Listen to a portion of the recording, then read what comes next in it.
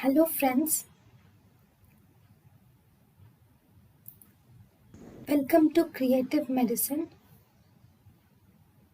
In this lecture, we will learn about 17-year-old girl presents with amenorrhea, atrophied breast and hypoplastic uterus.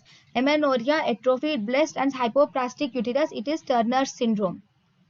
Then 15-year-old female presents with primary amenorrhea. Her breasts are Tanner 4 and no axillary hair and the pubic hair.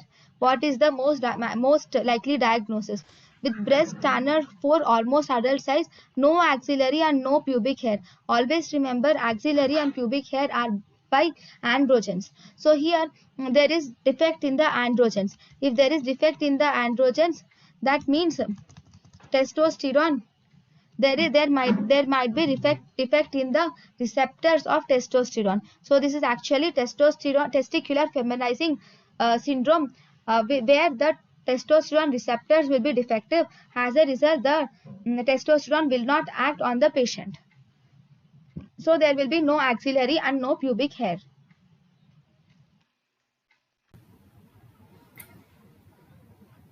thank you and thank you for watching.